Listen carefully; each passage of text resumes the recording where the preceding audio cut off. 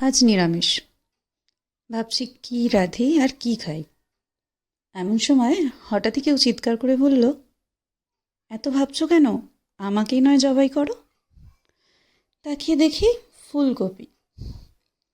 চলো, হঠাৎই মনে পড়ল অনেক দিন ফুলকপি আর আলু দিয়ে রসা তো খাওয়া হয়নি।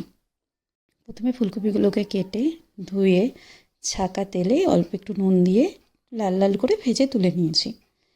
এরপর ওই তেলেই শুকনো লঙ্কা, জিরে, তেজপাতা ফোড়ন দিয়েছি। তারপর তাতে আলু দিয়ে অল্প নুন দিয়ে আলুগুলোকেও ভেজে নিচ্ছি। এবার একটা মিক্সার জারে একটা টমেটো আর তার সাথে দুটো কাঁচা লঙ্কা আর কিছুটা আদা টুকরো করে দিয়ে একটা পেস্ট বানিয়ে নিয়েছি। এরপর আলু ভাজা হয়ে এলে তাতে পেস্টটা দিয়ে হলুদ, পরিমাণ মতো নুন, স্বাদ মতন চিনি দিয়ে কষাতে শুরু করেছি। এরপর ভাজা কপিগুলো এর মধ্যে দিয়ে দিচ্ছি। ভাজা কপিগুলো এর সাথে কষিয়ে নেব। এবার যে থালায় কপিটা ভেজে রেখেছিলাম সেই থালা ধুয়ে জলটা এর মধ্যে দিয়ে দিচ্ছি।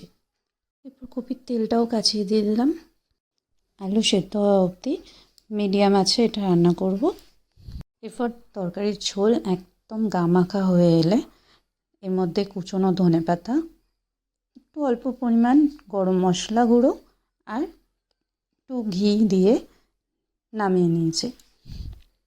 নামানোর পরে একটু বেশি শুকনো হয়ে যাওয়াতে তরকারির ঝোলটা আমি একটু কড়ার মধ্যে গরম জল দিয়ে ভালোভাবে কাচিয়ে নিয়ে জলটা দিয়ে দিয়েছি।